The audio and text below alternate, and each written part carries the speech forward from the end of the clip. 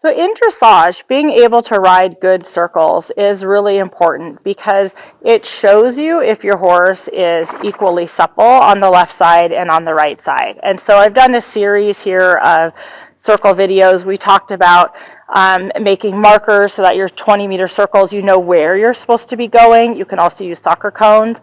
I did another video on walking the 10-meter circle to learn the shape and placement, and I just recently did a trotting video, and so this one is going to focus more on the canter work. And so I've just, in freshly drug footing, walked and trotted some circles. You can do the same marking the arena just by using soccer cones. And so I have a pretty good pattern laid down on the ground here of where my 10-meter circles are. So I'm going to start doing some in the canter. In the trot, I showed you how to advance from a training level horse that can barely steer basically to being able to do nice 10-meter circles. And so we're going to make that same idea in the canter work.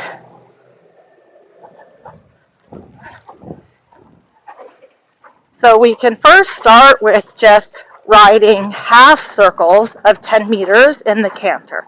And I'm going to actually do this away from the camera because my trot video was toward the camera. So I'm just going to make a half circle 10 meters. And if my horse is more like a first level horse, I'm going to keep the same lead and make a half circle 10 meters to exit the center line. And so then a horse that's more first level test 3 or a horse that's starting second level, I can change my lead on that diagonal line. So I make a 10-meter half circle. I get onto my center line. I'm going to trot. I'm going to sit. Oops, he doesn't know how to do this. There you go. I'm going to pick up the right lead canter. I'm going to see how crooked that is when I watch my video this evening. And a 10-meter half circle the other way. So I've pointed in some other videos, our arena is wider than a competition arena. So I have marks in the footing that show me where a dressage court would be. So my 10-meter half circle onto center line. Good boy. Let's try that change of lead through trot again because it was so bad. Here we go.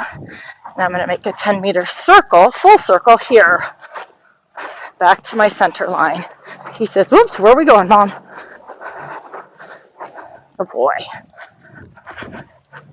And then we can add to that the change of direction, so a 10-meter half circle for the second level horses. A simple change onto the center line, new bend. New direction.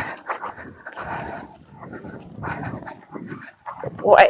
Do another one here. Walk before center line. Walk on center line. Canter as you leave center line. So you're trying to get as few strides as possible on that.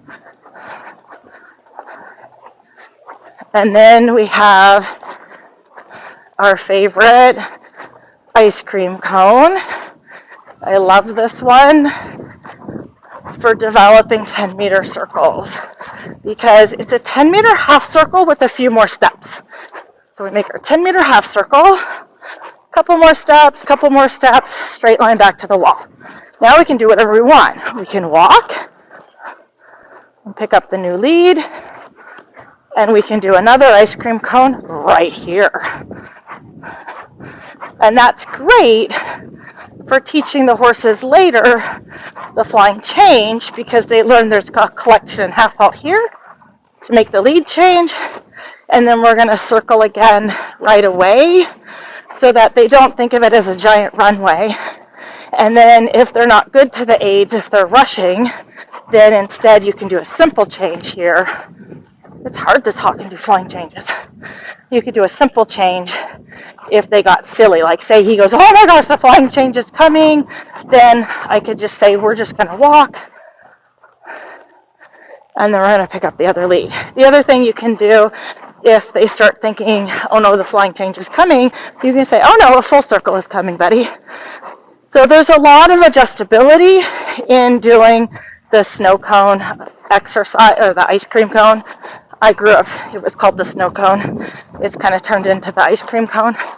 And then another good 10-meter circle exercise is, give them a short break, is the spiral in and spiral out. So when I do the spiral in and spiral out, especially in the canter, I think about doing 20 meters, 19 meters, 18 meters, 17 meters, and at any point, if I feel stiffness, losing the tempo, the rhythm getting unclear, I don't make the circle smaller because he's struggling. So I'll keep the circle the same size. And you see my walk breaks are pretty short. Okay, so I'm at 20 meters. Get a little jump. I go to 19 meters. And because I have fresh footing in here, I can see his footprints really easy from the 20-meter circle. And I feel like he's the same horse at 19 meters. So now I go to 18 meters, or like 17. And I just really think about, do I have the same quality of canter as my circle gets smaller? And do I have the same forward? Like, am I having to push him now?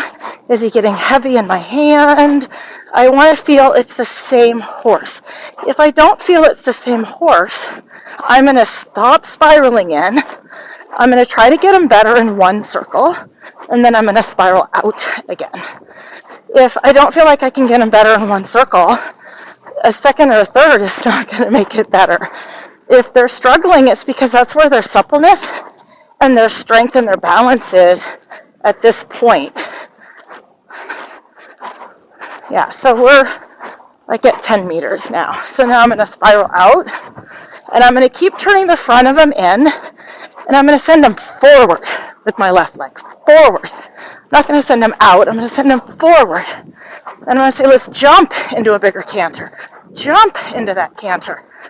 There we go. And get the suppleness in the back that the smaller circle just created so that he becomes softer in the contact. There we go. Yeah, now we're at 20. So it took us a long time to get out there. And then we'll do a trot transition and a walk. And then I'll do it the other way off camera. But that's a great exercise for developing strength and suppleness in the canter. So have fun with your 10-meter circles, everyone. Happy riding.